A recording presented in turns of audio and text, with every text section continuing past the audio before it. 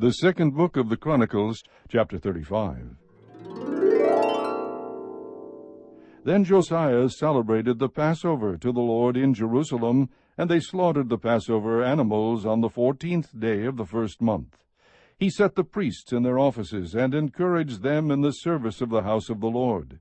He also said to the Levites who taught all Israel, and who were holy to the Lord, "Put the holy ark in the house which Solomon the son of David king of Israel built. It will be a burden on your shoulders no longer. Now serve the Lord your God and his people Israel. Prepare yourselves by your fathers' households in your divisions, according to the writing of David king of Israel, and according to the writing of his son Solomon. Moreover, stand in the holy place according to the sections of the fathers' households of your brethren, the lay people, and according to the Levites, by division, and of a father's household.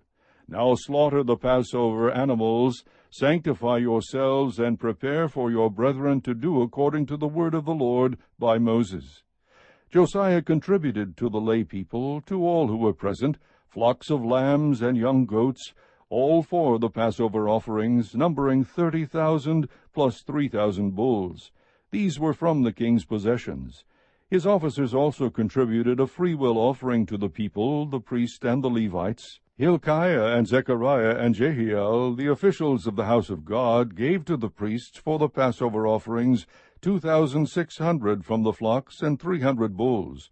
Conaniah also, and Shemaiah and Nathanael, his brothers, and Hashabiah and Jael and Jozabad, the officers of the Levites, contributed to the Levites for the Passover offerings 5,000 from the flocks and 500 bulls.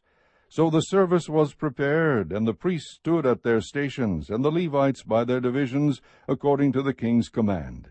They slaughtered the Passover animals, and while the priests sprinkled the blood received from their hand, the Levites skinned them. Then they removed the burnt offerings, that they might give them to the sections of the fathers' households of the lay people to present to the Lord, as it is written in the book of Moses. They did this also with the bulls. So they roasted the Passover animals on the fire according to the ordinance, and they boiled the holy things in pots, in kettles, in pans, and carried them speedily to all the lay people. Afterwards they prepared for themselves and for the priests, because the priests, the sons of Aaron, were offering the burnt offerings and the fat until night. Therefore the Levites prepared for themselves and for the priests, the sons of Aaron. The singers, the sons of Asaph, were also at their stations according to the command of David, Asaph, Heman, and Jeduthun the king's seer, and the gatekeepers at each gate did not have to depart from their service, because the Levites their brethren prepared for them. So all the service of the Lord was prepared on that day to celebrate the Passover, and to offer burnt offerings on the altar of the Lord according to the command of King Josiah. Thus the sons of Israel who were present celebrated the Passover at that time, and the feast of unleavened bread 7 days. There had not been celebrated a Passover like it in Israel since the days of Samuel the prophet, nor had any of the kings of Israel celebrated such a Passover as Josiah did with the priests, the Levites, all Judah and Israel who were present, and the inhabitants of Jerusalem. In the 18th year of Josiah's reign, this Passover was celebrated. After all this, when Josiah had set the temple in order, Necho, king of Egypt, came up to make war at Carchemish on the Euphrates, and Josiah went out to engage him. But Necho sent messengers to him, saying, "What have we to do with each other, O king of Judah? I am not coming against you today, but against the house with which I am at war, and God has ordered me to hurry. Stop for your own sake from interfering with God who is with me, so that he will not destroy you." However, Josiah would not turn away from him, but disguised himself in order to make war with him.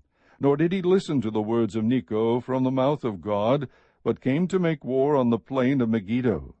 The archers shot King Josiah, and the king said to his servants, "Take me away, for I am badly wounded." So his servants took him out of the chariot, and carried him in the second chariot which he had, and brought him to Jerusalem, where he died, and was buried in the tombs of his fathers. All Judah and Jerusalem mourned for Josiah. Then Jeremiah chanted a lament for Josiah, And all the male and female singers speak about Josiah in their lamentations to this day. And they made them an ordinance in Israel. Behold, they are also written in the Lamentations. Now the rest of the acts of Josiah, and his deeds of devotion, as written in the law of the Lord, and his acts, first to last, behold, they are written in the book of the kings of Israel and Judah. Chapter 36. Then the people of the land took Joahaz the son of Josiah, and made him king in place of his father in Jerusalem. Joahaz was 23 years old when he became king, and he reigned 3 months in Jerusalem. Then the king of Egypt deposed him at Jerusalem, and imposed on the land a fine of 100 talents of silver and 1 talent of gold. The king of Egypt made Eliakim his brother king over Judah and Jerusalem, and changed his name to Jehoiakim. But Necho took Joahaz his brother, and brought him to Egypt. Jehoiakim was 25 years old when he became king, and he reigned 11 years in Jerusalem, and he did evil in the sight of the Lord his God. Nebuchadnezzar king of Babylon came up against him, and bound him with bronze chains to take him to Babylon. Nebuchadnezzar also brought some of the articles of the house of the Lord to Babylon, and put them in his temple at Babylon. Now the rest of the acts of Jehoiakim, and the abominations which he did, and what was found against him, behold, they are written in the book of the kings of Israel and Judah. And Jehoiakim his son became king in his place.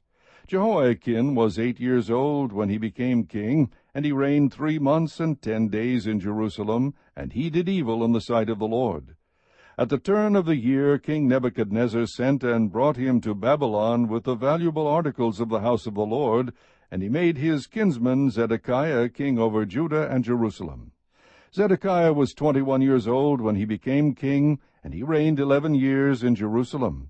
He did evil in the sight of the Lord his God. He did not humble himself before Jeremiah the prophet, who spoke for the Lord. He also rebelled against King Nebuchadnezzar, who had made him swear allegiance by God. But he stiffened his neck and hardened his heart against turning to the Lord God of Israel. Furthermore, all the officials of the priests and the people were very unfaithful, following all the abominations of the nations, and they defiled the house of the Lord which he had sanctified in Jerusalem. The Lord, the God of their fathers, sent word to them again and again by his messengers, because he had compassion on his people and on his dwelling place. But they continually mocked the messengers of God, despised his words, and scoffed at his prophets, until the wrath of the Lord arose against his people, until there was no remedy.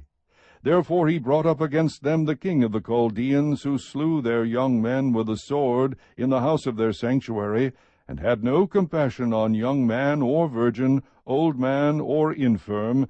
He gave them all into his hand. All the articles of the house of God, great and small, and the treasures of the house of the Lord, and the treasures of the king and of his officers, he brought them all to Babylon. Then they burned the house of God, and broke down the wall of Jerusalem, and burned all its fortified buildings with fire, and destroyed all its valuable articles. Those who had escaped from the sword he carried away to Babylon, and they were servants to him and to his sons until the rule of the kingdom of Persia, to fulfill the word of the Lord by the mouth of Jeremiah, until the land had enjoyed its Sabbaths. All the days of its desolation it kept Sabbath, until 70 years were complete. Now in the first year of Cyrus king of Persia, in order to fulfill the word of the Lord by the mouth of Jeremiah, the Lord stirred up the spirit of Cyrus king of Persia, so that he sent a proclamation throughout his kingdom, and also put it in writing, saying, Thus says Cyrus king of Persia, The Lord, the God of heaven, has given me all the kingdoms of the earth, and he has appointed me to build him a house in Jerusalem, which is in Judah. Whoever there is among you of all his people, may the Lord his God be with him, and let him go up.